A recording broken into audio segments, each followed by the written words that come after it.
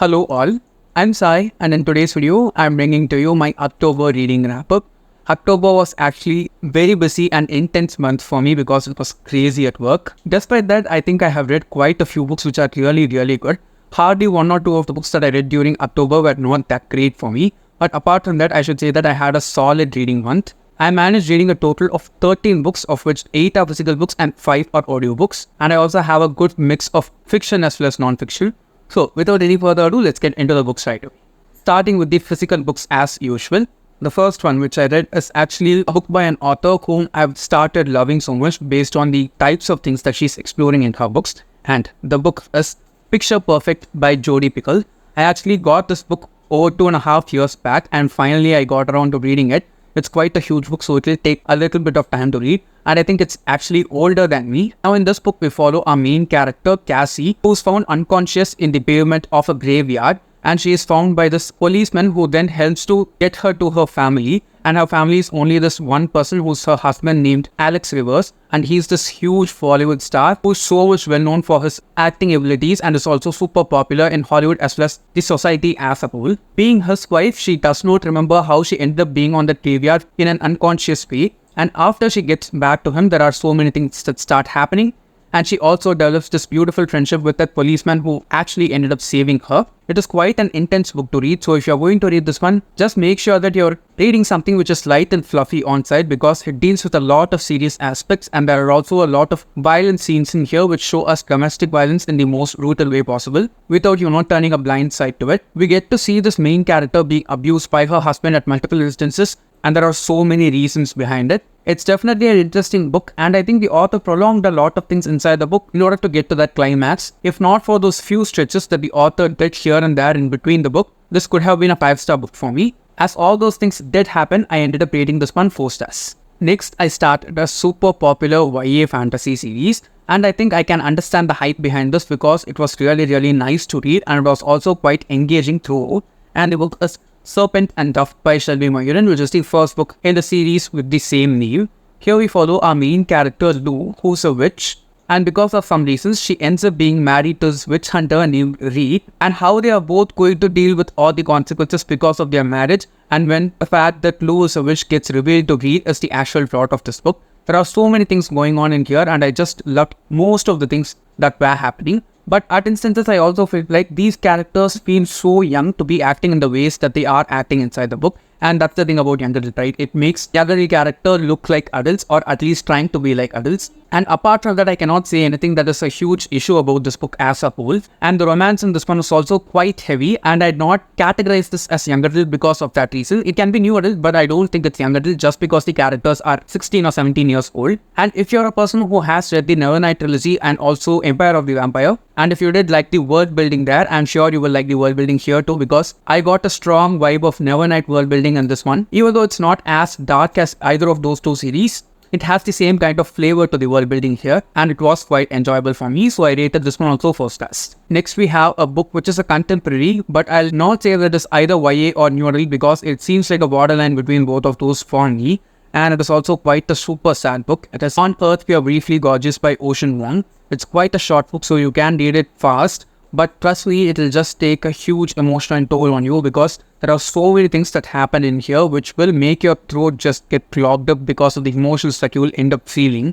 It is basically written in this form of a letter that is being written by a son in his late 20s to his mother who's living in another region of the world. And he's talking about all of the sides of his life that his mother was not at all aware about. And it also talks about his family's history, his mother's family's history, and both of their family's history even before he or his mother were born. It goes so deep into certain things which are super dark in their tone. And if you're going to read this book, I'd highly suggest you to go forward and try it during the summer season. Don't read it when the weather is gloomy outside because it will just make you feel so depressed because the author has a really great writing style and I think they just lashed onto the feeling of making the reader feel the emotions that they are feeling while writing the book precisely to the point, no matter how dark it is. Personally, it was a highly emotional and sad book for me and I think this is quite a bit of sadness for one book to handle with so few pages. It was definitely wonderful and I rated this one also 4 stars. Next we have a huge historical fiction saga, okay? And it is Glass Palace by Amitav Ghosh. I'm sorry that I'm actually seeing my hand each and every time before saying the books because for some reason I'm just blanking out with the names of the books. And this one is a huge saga, guys. Okay, it talks about the life of this man named Rajkumar from his childhood until his death, and even a few years after his death, because we follow the story of not just Rajkumar but his entire family, the people who helped him, the people who did not help him, and so many other people. It happens mostly in Burma and in South India, and the way in which the author has written both of these landscapes is just so mesmerizing. Okay, it is sad at multiple instances. It makes you smile because of the warmth that the characters are feeling because of some things that are happening between each other, and the sheer amount of characters in this one itself is just, unbelievable for me, because it is not that huge a book. It's just around 600 pages long, but the amount of work that the author has put in here in order to provide the justice that it deserves as a book. It talks about both the history of India as well as Burma is just out of the world. It doesn't just talk about Burmese and Indian history, but also, the world history as a whole, when many of our Asian countries were colonized by the British. It talks about the mindset of the soldiers and what was going on in their minds when they were actually supporting the British, who are easily suppressing and ruling us just because they could. It is easily one of the most intellectual books that I've read so far, and the amount of research that the author must have done to write something like this is just unbelievable for me. Having said all those things, there were certain instances during the book which I felt like were just added in there to increase the page count. Apart from that, I don't have anything as a fault about this at all, and the author has taken over 5 years to just write this single book. So obviously a lot of work has gone in here, and I rated this one to 4 stars. Next we have a self-help book, and this is also one of the most popular books from the beginning of this year, and that's 8 Rules of Love by Shetty.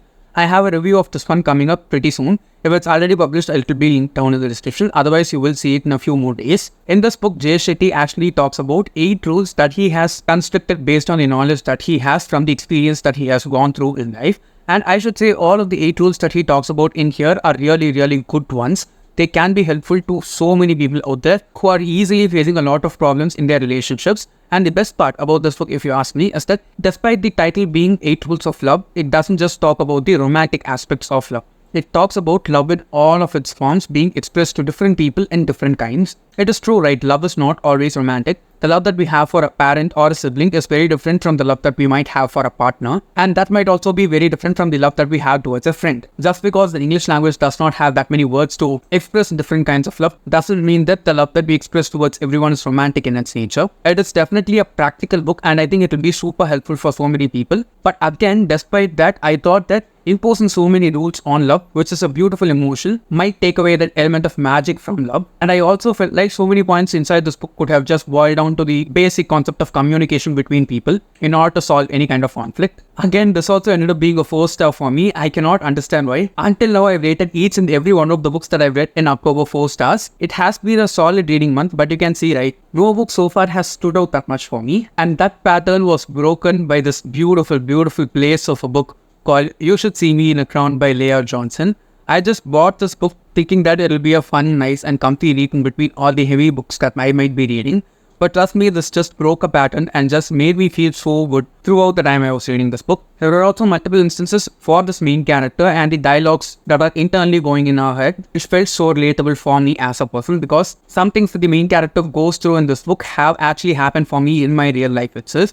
Here we follow our main character, Liz Lighty, who's trying to get into this college, and not to get there, she has also to get this huge scholarship which will take down a lot of pressure from the amount of money that she has to spend to get into college. And the way in which she can get that money is through the scholarship from her band which she's a part of. But she ends up not getting that scholarship, and in order to suffice the money that needs to be paid, she participates to become the prom queen of her year. It was so much fun to read, and it was also highly emotional at multiple instances. I like it when younger adult books are very much connected with the family, because I believe that in our younger adult age, we feel like we want to separate ourselves from our families, but it's also the time during which we need our families the most. This book handled that really beautifully, and I'm so glad that I read it, and it was obviously a 5-star read for me.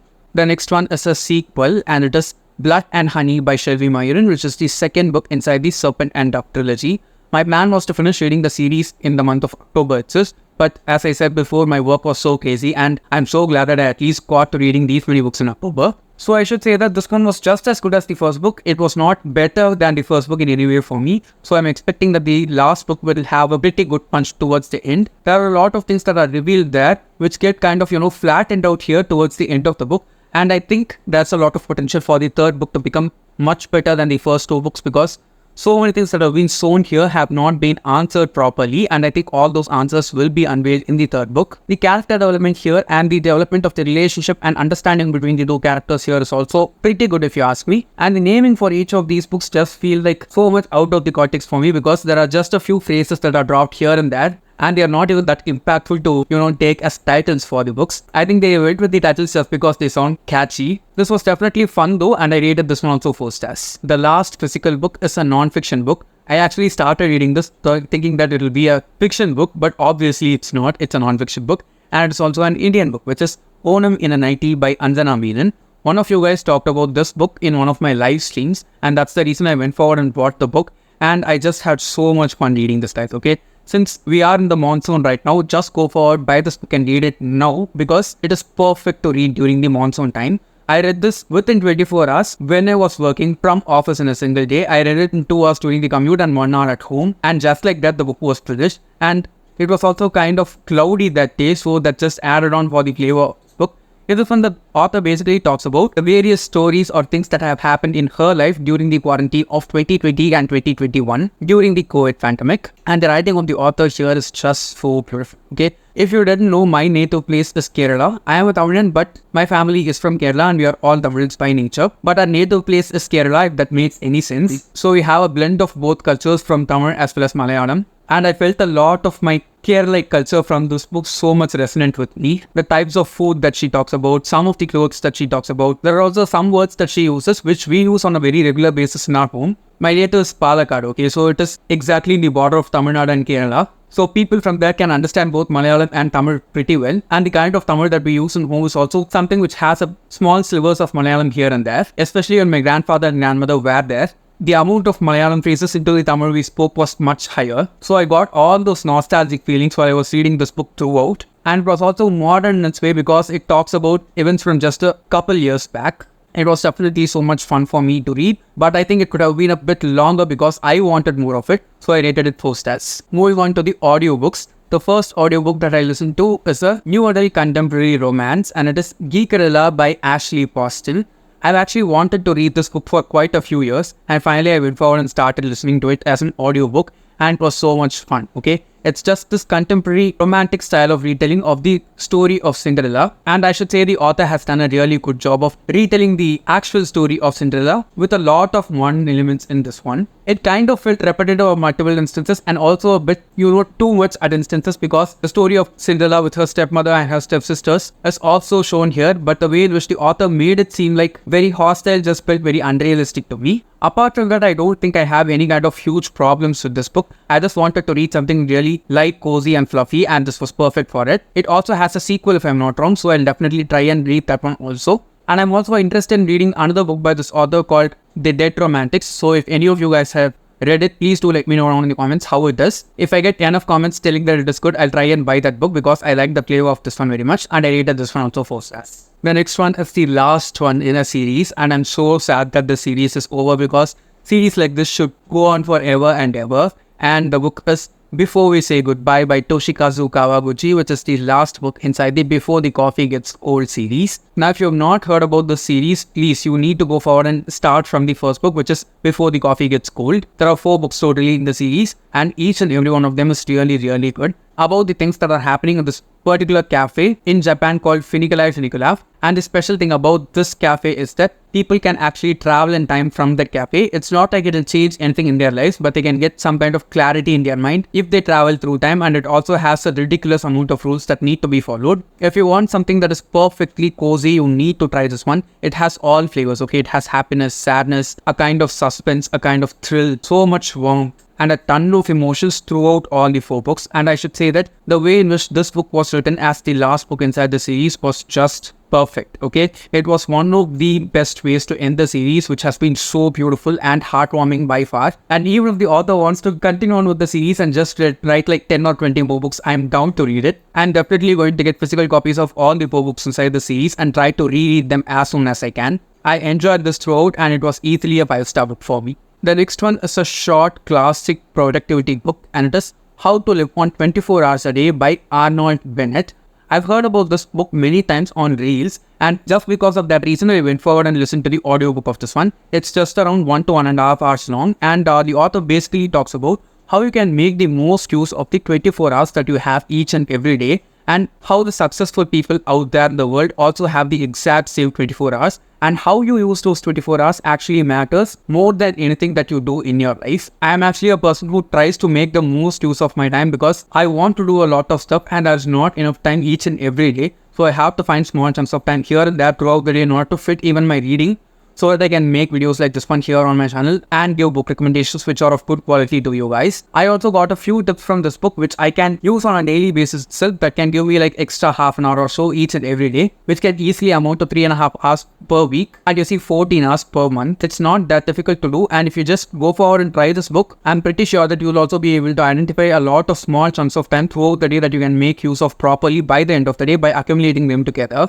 I think it's a classic for a reason, and I rated this one also 4 stars. The next one is an audiobook about this company, and it talks about how it need not always be very difficult and crazy at work. And the literal title of the book is It Doesn't Have to Be Crazy at Work by Jason Fried and this author whose name I'm going to read from my phone, David Heinemeier Hansen. It is very difficult for me to pronounce the middle name of that author for some reason. And this book basically talks about why it always needn't be that crazy at work, and you need not always be stressed in order to produce the great amount of work at high quality that you can deliver each and every day. It actually talks about treating humans as humans and treating human emotions and qualities higher compared to productivity, competition, and all that, all that masculine energy stuff that we are all striving towards nowadays. I've personally learned over the past 2 years that I need a lot of breaks and rest times in order to produce the good quality of work that I want to put out there into the world. And understanding that and leaning into it has helped me a lot in the past year especially. So in that aspect, this book was super relatable for me, and I want to get a physical copy of this one also because I think I have to reread this multiple times because I have some plans for my future, and when it all goes well, I need not be overwhelmed and I don't want to pressure anyone to do anything that they don't want to do. I think this book will be a great way to achieve success and also feel good, happy, and just content about it.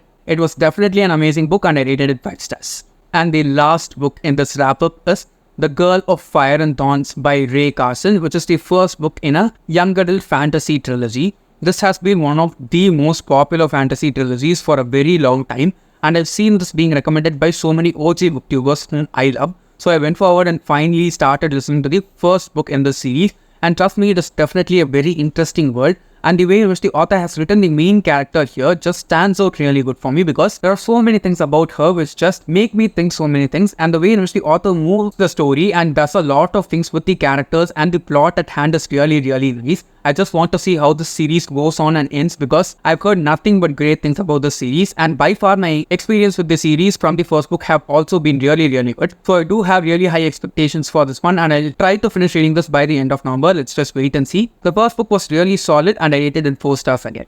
So yes guys, those are all the 13 books that I finished reading in October, and it was definitely a good reading month for me despite it being one of the most intense and difficult months for me in terms of work. If you have read any of the books that I've talked about in this video, please do let me know your opinions of them in the comments below so that we can discuss on them further. And don't forget to leave your October wrap-up also in the comments so that I can get some book recommendations from you. And if you did enjoy watching today's video, don't forget to give it a thumbs up and also share it to your friends. And if you want to get more content from me, do subscribe to the channel. Thanks for watching and have a great rest of your day.